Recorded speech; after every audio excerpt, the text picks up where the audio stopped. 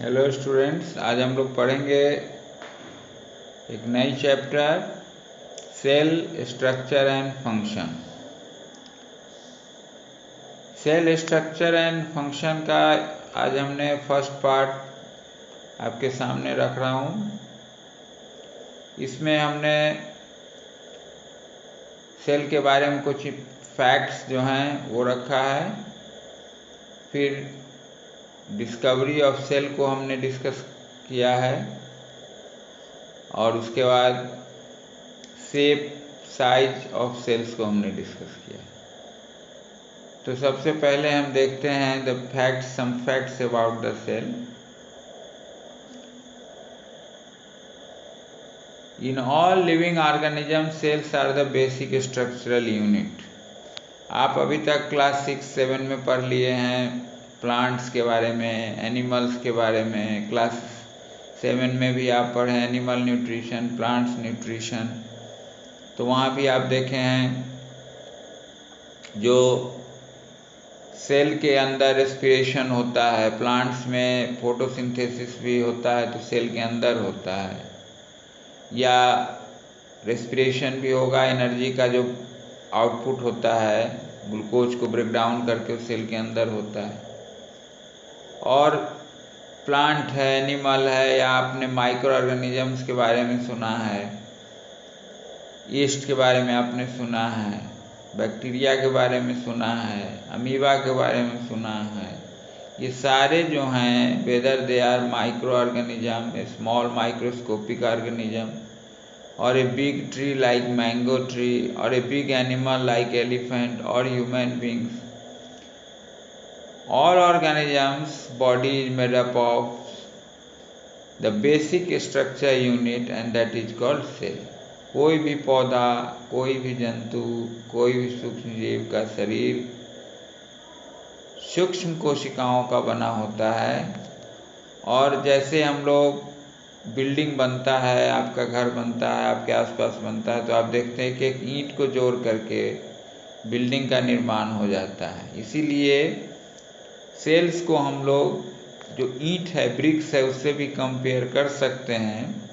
जिस तरह से एक एक ब्रिक को जोड़ के असेंबल करके हम लोग एक बड़ा सा बिल्डिंग खड़ा कर देते हैं, उसी प्रकार सेल्स को भी असेंबल करके जोड़ के पूरा ऑर्गेनिज्म का बॉडी बन जाता है।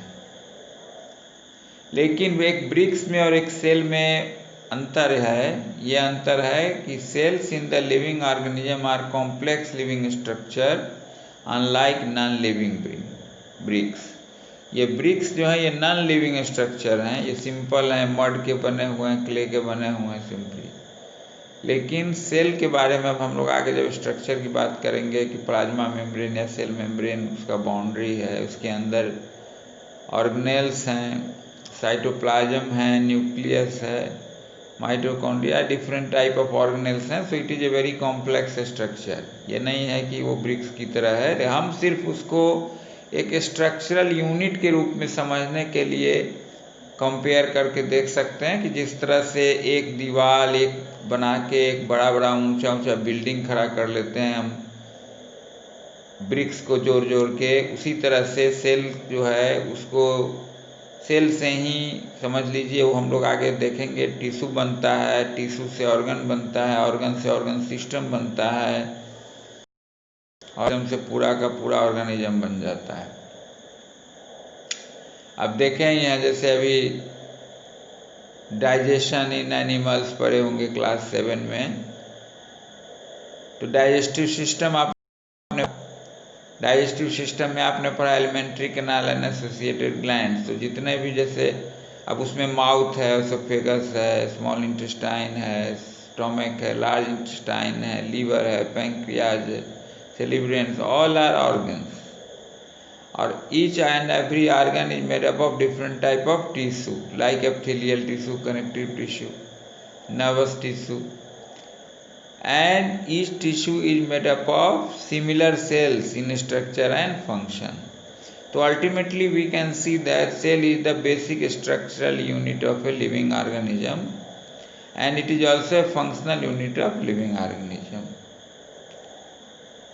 नाउ दिस सब सेलुलर स्ट्रक्चर, मतलब सेल के अंदर अभी जो हमने बात किया, सेल के नीचे अगर हम जाएं तो उसमें ऑर्गेनेल्स हैं, जिसमें प्लाज्मा मेम्ब्रेन जो बाउंड्री ऑफ द सेल है, न्यूक्लियस है जो उसको कंट्रोल करता है, सेल के अंदर रहता है, ये सारे को आपको हम बोल सकते हैं ये सब cellular structure. All basic chemical and physiological function, जैसे सेल का ग्रोथ है, रिपेयर है, कहीं कोई इंजरी हो गया तो उसका जो हीलिंग होता है, इसके अलावा मूवमेंट है, एक्सक्रीशन है, रेस्पिरेशन है, इम्यूनिटी है, कम्युनिकेशन है, ये डाइजेशन है, every other physical activities, all are physiological activities are carried out by the cells.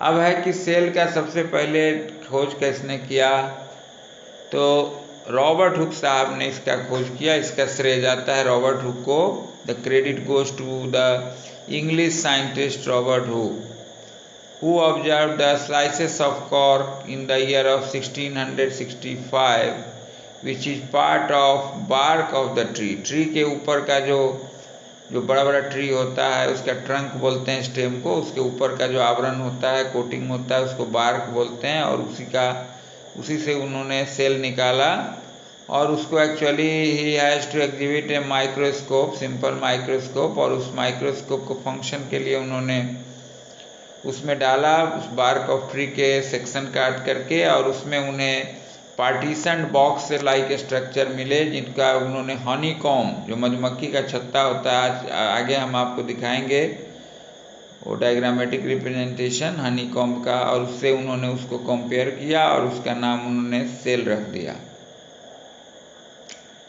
अब देखिए, these boxes look like a Honey com, वो हनी कॉम की तरह, मधुमक्खी के छत्ता की तरह दिखते थे। He also noticed that these boxes were separated from the other by a wall or partition। उन्होंने देखा कि जो एक बॉक्स है दूसरे बॉक्स से, जैसे हनी कॉम में अलग होता है एक वॉल के द्वारा, पार्टीशन के द्वारा, उसी तरह से सेल में भी ऐसा है। और उन्होंने उसका नाम, एक एक बॉक्स का नाम उन्होंने कॉइन कर दिया सेल। और एक्चुअली जो उन्होंने देखा था वो आपका बार्क में वो डेड सेल था, लिविंग सेल नहीं था। ओवर द नेक्स्ट 170 ईयर्स, फिर उस पर आगे लगभग 170 ईयर्स तक जो रिसर्च हुआ उसमें सेल थ्योरी का निर्माण हुआ। सेल थ्योरी आया, स्लाइडेन एंड स्वान के द्वारा आया। First proposed by the German botanist Matthias Jacob Schleiden and the German physiologist Theodor Schwann in the 1838, जिसको हम लोग बोलते हैं सेल थ्योरी। और फिर इसका फॉर्मुलाइजेशन हुआ जर्मन रिसर्चर के द्वारा, जिनका नाम है रुडोल्फ वार्शॉ, इन 1858 में। तो ये सेल थ्योरी के नाम से जाना जाता है, जिसका क्रेडिट जाता है स्लाइडेन एंड स्वान को। लेकिन जो फर्स्ट ऑफ ऑल सेल के बारे में जो पता किया और जो नाम दिया, वो आता है आपके रॉबर्ट हुक के नाम, और उन्होंने 1665 में इसका डिस्कवरी किया। यहाँ आप देखिए, ये देखिए आप रॉबर्ट हुक साहब हैं, और यहाँ पे बार्क ऑफ ट्री, ये ट्री है, ट्री का ट्रंक से यहाँ जो दिखाया जा रहा है वो, वहाँ से उन्होंने एक बार्क लिया, टुकड़ा लिया, और उसको फिर उन्होंने माइक्रोस्कोप में यहाँ पे देखा, कॉर्क सेल है ये, इसका दिख रहा है, और इसको इन्होंने हनी कम्ब से कंपेयर किया, और फिर उसका नाम उन्होंने सेल रख दिया। अब हम लोग देखते हैं टाइप ऑफ सेल। तो ये सेल्स को एक्चुअली मेम्ब्रेन बाउंड ऑर्गेनेल्स के आधार पे, जैसे सेल के अंदर जो सब सेलुलर स्ट्रक्चर होते हैं उनको हम लोग ऑर्गेनेल्स बोलते हैं। जैसे बॉडी में जो ऑर्गन्स हैं, उसी तरह से सेल के अंदर जो हैं सब cellular structure, they are called the organelles. तो उसमें न्यूक्लियस की बात आती है, mitochondria, ribosome, Golgi body, endoplasmic reticulum, plants के अंदर प्लास्टिड है। तो ये सारे के सारे जो हैं वो मेम्ब्रेन से ढके होते हैं, मेम्ब्रेन होता है उनके तरफ चारों तरफ, इसलिए उनको लोग मेम्ब्रेन बाउंड ऑर्गेनेल्स बोलते हैं। जैसे nucleus surrounded by membrane, that is called nuclear membrane. तो वो चीज़ जो है nuclear membrane is not lacking in the case of prokaryotic cell. Actually तो उस आधार पे ये सेल को दो भागों में हम लोग बांट देते हैं, prokaryotic cell, the cells having nuclear material without nuclear membrane. वैसे सेल्स जिसमें न्यूक्लियर मटेरियल तो है लेकिन न्यूक्लियर मेम्ब्रेन नहीं है, उसको हम लोग प्रोकैरियोटिक सेल्स बोलते हैं। और जो ऑर्गेनिज्म में प्रोकैरियोटिक सेल होगा उसको हम लोग प्रोकैरियोट्स के नाम से जानते हैं। ये प्रोकैरियोट्स में दो टर्म आपका है, प्रो और कैरियोट्स। प्रो मीन्स होता है प्रिमिटिव और कैरियोन मतलब होता है न्यूक्लियस, मतलब प्रिमिटिव न्यूक्लियस जिसमें जो न्यूक्लियर मटेरियल है उसको न्यूक्लियोइड के रूप में जाना जाता है। आगे आप डायग्राम में देखेंगे। और इसके एग्जाम्पल हैं बैक्टीरिया और ब्लू ग्रेन एल्गी। इसके बाद जो दूसरा तरह का जो एडवांस है उस सेल हैं उसको हम लोग यूकैरियोटिक सेल्स बोलते हैं। तो प्रोकैरियोटिक सेल्स को छोड़ के जितने भी अदर एनिमल प्लांट के सेल्स हैं ऑल आर यूकैरियोटिक, और इसमें well organise nucleus with nuclear membrane होता है। तो all organism other than bacteria and blue green algae are called eukaryotes. U means true and karyon means nuclear. Means true nucleus, that is nucleus surrounded by nuclear membrane. अब आप यहाँ diagram में आप देख सकते हैं, यहाँ प्रोकैरियोट और यूकैरियोट को दिखाया गया है। प्रोकैरियोट में देख लीजिए न्यूक्लियस जो है उसी को न्यूक्लियोइड बोलते हैं क्योंकि उसको न्यूक्लियर मटेरियल है। राइबोसोम इसमें होता है प्रोकैरियोट में, और किसी किसी में सेल वॉल भी होगा। कुछ यूकैरियोट्स भी जैसे प्लांट में सेल वॉल होता है, ये बैक्टीरिया है, बैक्टीरिया में सेल वॉल है। और बैक्टीरिया के अंदर एक हेयर लाइक स्ट्रक्चर है जो मोटिलिटी में काम आता है, उसको फ्लैजिलम बोलते हैं, उसको दिखाया गया है। और आप लेफ्ट साइड में देख लीजिए यूकैरियोट, ये आपके एक्चुअली राइट साइड में है। तो लेफ्ट में आपका प्रोकैरियोट है और राइट में यूकैरियोट है। यूकैरियोट में आप देख लीजिए माइटोकॉन्ड्रिया को दिखाया गया है जो आपका पावर हाउस ऑफ सेल के नाम से भी जाना जाता है, जहाँ प्रोडक्शन ऑफ एनर्जी होता है, रेस्पिरेशन का साइट है वो। और ये न्यूक्लियस जो है मेम्ब्रेन से ढका हुआ है, न्यूक्लियर मेम्ब्रेन से, उसके अंदर न्यूक्लियोलस को दिखाया गया है। तो ये वेल एडवांस्ड जो सेल स्ट्रक्चर है that is called eukaryotes. Means it has nucleus, true nucleus and other membrane bound organelles. अब हम लोग देखते हैं organism show variety in cell number, shape and size. जो ऑर्गेनिज्म है, माइक्रो ऑर्गेनिज्म है, उसमें आपको दो तरह के ऑर्गेनिज्म है, या हायर ऑर्गेनिज्म है, प्लांट्स हो या एनिमल्स हो। एक का बॉडी जो है एक ही कोशिका का, एक ही सेल का बना होगा, उसको हम लोग यूनिसेलुलर के नाम से जानते हैं, जैसे अमीबा, पैरामीशियम, यूग्लिना और बहुत सारे बैक्टीरिया में आ जाते हैं। तो ये सब जो है यूनिसेलुलर हैं। और जो अदर ऑर्गेनिज्म है जिनके बॉडी जो कॉम्प्लेक्स ऑर्गन सिस्टम से बना होता है उसको हम लोग मल्टी सेलुलर ऑर्गेनिज्म बोलते हैं। तो मिलियंस ऑफ लिविंग ऑर्गेनिज्म हैं सेल्स विद डिफरेंट शेप, फिर उनका शेप भी अलग अलग होता है। जो आपका मल्टी सेलुलर ऑर्गेनिज्म है जैसे ह्यूमन बीइंग का आप देखेंगे कि हम लोग के अंदर नर्व सेल का अलग शेप है, मसल सेल का अलग शेप है, आरबीसी जो रेड ब्लड सेल है उसका अलग है। तो डिफरेंट टाइप ऑफ सेल है, वो डिपेंड करता है उसका जो शेप है फंक्शन के ऊपर में, और साइज भी अलग अलग होता है। Their organs also vary in shape, size and number of cells. Human body has trillion of cells, human body में ट्रिलियन ऑफ सेल्स है which vary in different size and shape, जो अलग अलग साइज और शेप का है। Different groups of cell perform a variety of function, और अलग अलग ग्रुप ऑफ सेल्स जो है इसको टिश्यू के नाम से हम लोग जानते हैं, वो अलग अलग फंक्शन करता है। Organism made of more than one cell are called multicellular. जो अभी हम बताए कि कोई भी ऑर्गेनिज्म हो, whether it is a plant और एनिमल, अगर वो आपका एक से अधिक सेल का बना होगा तो उसको हम लोग मल्टी सेलुलर बोलते हैं। An organism with billions of cells starts life as a single fertilise egg cell. अब कोई ऑर्गेनिज्म अगर बिलियंस ऑफ सेल्स का या ट्रिलियंस ऑफ सेल का, ह्यूमन बीइंग का ही आप देख लीजिए, ह्यूमन बीइंग का क्या होता है, एक फर्टिलाइज जो एग होता है जाइगोट, वहाँ से उसका डेवलपमेंट शुरू होता है और फिर बेबी का निर्माण होता है, और बेबी से इतना बड़ा एडल्ट ह्यूमन बीइंग बन जाता है। तो ये जो फर्टिलाइज एग है, जैसे फ्रॉग का भी होगा तो फर्टिलाइज एग से, हेन का फर्टिलाइज एग से, मल्टीप्लाइज होता है by dividing and the number of cells increases for development. फिर उससे आगे एम्ब्रियो बनता है, एम्ब्रियो से फिर आगे पूरा डेवलप हो जाता है, ऑर्गन बन जाता है, बॉडी का पूरा कंप्लीट ऑर्गेनिज्म डेवलप हो जाता है। जबकि सिंगल सेल ऑर्गेनिज्म जो है, जैसे आपका अमीबा है, एक ही सेल का बना हुआ है, all the function of the body, all life process, respiration हो, फीडिंग हो, डाइजेशन हो, क्लास 7 आप पढ़े होंगे, feeding and digestion in amoeba, एक ही कोशिका के अंदर सारा कुछ आप देखे होंगे, याद होगा, नहीं तो याद कीजिए, रिकॉल कीजिए, वो अमीबा के अंदर हो जाता है। तो सब चीज़ें organism is a unicellular organism and single cell organism perform all the necessary function that multicellular organism perform। जो हम लोग, जैसे हम लोग में डाइजेशन के लिए देखिए पूरा डाइजेस्टिव सिस्टम बना हुआ, एक्सक्रीशन के लिए एक्सक्रीटरी सिस्टम है, उसके अंदर ऑर्गन्स हैं। लेकिन अमीबा में क्या है, एक ही सेल है, उसी से फीडिंग हो रहा है, उससे डाइजेशन हो रहा है, उसी से एक्सक्रीशन हो रहा है, उसी से रेस्पिरेशन हो रहा है। Every function of all the life process perform by the single cell only. A single cell organism like amoeba capture and digest food, जो अभी हम बात करते हैं, respire, excrete, grow, reproduce, everything, reproduction is also there by the single cell, उसमें binary fission होता जानते हैं अमीबा।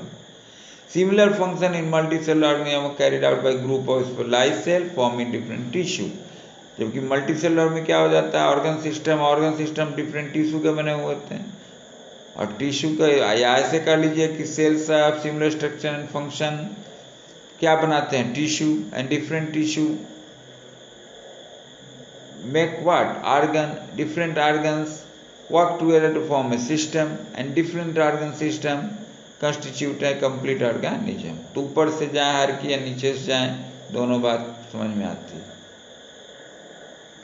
यहाँ आप देखिए, आपको अमीबा दिखेगा, ये अमीबा देखिए, अमीबा में ये जो इरेगुलर शेप होता है अमीबा का जानते ही हैं, स्यूडोपोडिया बोलते हैं, या फूड कैप्चरिंग में भी, लोकोमोशन में मदद करता है। इसके अंदर न्यूक्लियस है और बहुत सारे वैक्यूल्स हैं, फूड वैक्यूल हो सकता है, डाइजेस्टिव वैक्यूल हो सकता है, एक्सक्रीटरी वैक्यूल हो सकता है। फिर ये देखिए स्लीपर एनिमलक्यूल बोलते हैं, ये पैरामीशियम में है, ये भी यूनिसेलुलर होता है ना। तो आप ये देख पा रहे हैं यूनिसेलुलर है। फिर शेप ऑफ सेल्स, सेल का बता रहे हैं कि जनरली सेल शेप और राउंड हो सकता है, स्फेरिकल हो सकता है, या एलोंगेटेड हो सकता है। किसी किसी का cells are long and pointed at both end भी हो सकता है, जिसको इसमें स्पिंडल शेप बोलते हैं। सम सेल्स ब्रांच भी हो सकते हैं, जैसे नर्व सेल है, ह्यूमन बींग का नर्व सेल ब्रांच होता है, और उसका काम है रिसीव और transfer message for helping to control and coordinate the working of different parts of the body. ये नर्व सेल है।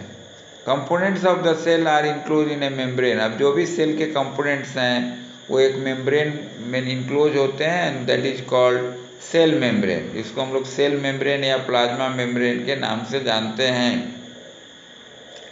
दिस मेम्ब्रेन प्रोवाइड शेप, ये शेप प्रोवाइड करता है सेल को, प्लांट हो या एनिमल हो, दोनों में होता है। प्लांट के केस में in addition to cell membrane और plasma membrane there is a rigid structure also which encloses the cell membrane, and that is called the cell wall. So cell wall is an additional covering over the cell membrane in plant cell. Plant cell में एक additional covering भी होता है, इसको हम लोग cell wall के नाम से जानते हैं, and it gives shape and rigidity to this cell. So rigidity देता है, क्योंकि आप जानते हैं कि plant cell has to withstand the tough environmental condition, क्योंकि they are not having locomotion, उनमें लोकोमोशन नहीं होता है। आप में अंदर एनिमल में लोकोमोशन है, इन्वायरमेंट के हिसाब से वो लोग अपना जगह चेंज कर लेते हैं, बट लेकिन जैसे आप प्लांट को देखिए, कितना तेज़ हवा हो, ठंडा हो, गर्मी में हो, वो सब उनको झेलना पड़ता है। तो इसलिए उनका जो सेल होगा वो हमारे सेल से टफ होता है, और इसके लिए नेचर ने उनको एक एक्स्ट्रा बाउंड्री बना दिया है, इसको हम सेल वॉल के नाम से जानते हैं। तो आप यहाँ देख लीजिए, आपको सेल शेप दिखा जाएगा।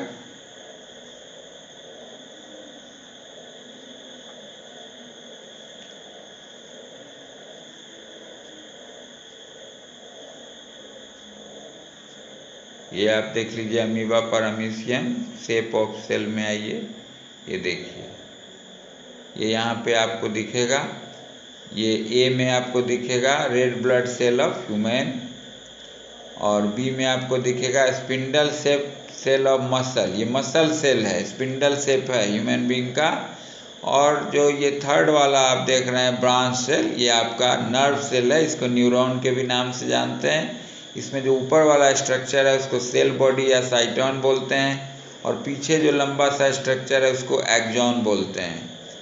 तो ये आपका रिसीव भी करता है सिग्नल को, ट्रांसमिशन, और फिर ट्रांसमिट भी करता है, और इस तरह से ये कंट्रोल एंड कोऑर्डिनेशन का काम करता है हमारे बॉडी में, इसलिए इसका शेप इस तरह का होता है।